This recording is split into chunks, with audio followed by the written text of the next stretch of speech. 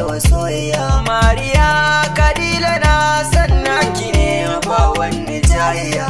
Fara mai farar zuciya kike gaki da alkunya, kuma na san da cewa Mariya ke kin fito gida na tarbiya. Daga na so bai malami ba, daga na so bai masani ba, amma Kadila ke kadai kika sace masa zuciya.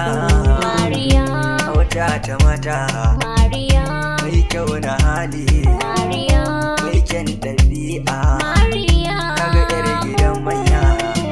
Yadda na gani Mariya cikin zuciyar sakin girma, rayuwa da ke Alhaji Kamilu yau ya tsaro ta. Mariya ku ce Mariya. Assalamu alaiki Mariya, amshu sallamata. Soyayyar Kadila zuciya ke bayyana ta, mai cukar kamala cikin su mata kin surata. Doguwa fara kyakkyawa Kadila ke wasu yaya, mai so malami ne wani sayin majarrabi. Na san da cewa Kadila shi din nan naki ne. Buri na zuciyata na ga ranar bikin kudanni ne.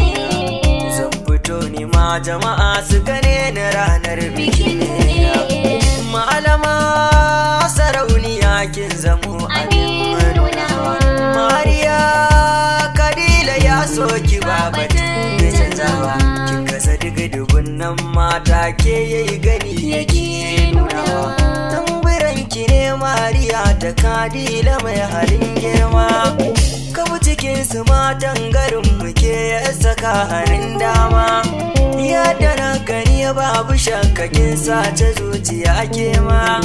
So gaman jini yana fahimta ya lamarinsa kwai girma.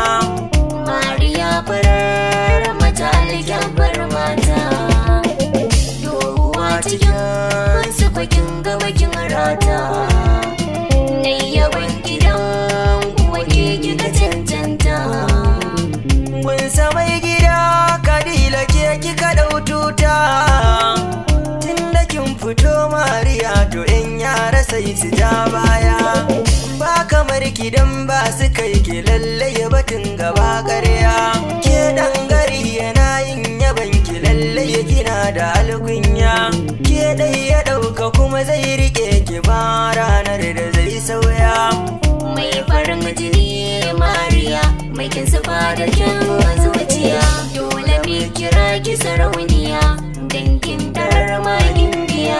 Mariya fito na ce miki wannan kiɗan ki ne. Shi muka bugo wannan batun ki ne. Ta Kadila ce komai na kina sane. Mai farin hali ga komai ya bayyane. Allah ya kai mu ranar bikin kurin doka tambare ni ma. Marwasa da baiti gaban ku domin kuna da alfarma. Gaida Mariya gimbiya ta Kadila mai halin girma. Nan zana dakata Salisu yara ne ke ta muku ban kwana. Sanda Mariya ta Kadila mai halin girma. Mariya ta Kadila yar gidan girma. Mariya take ɗan gari komai ya gidana.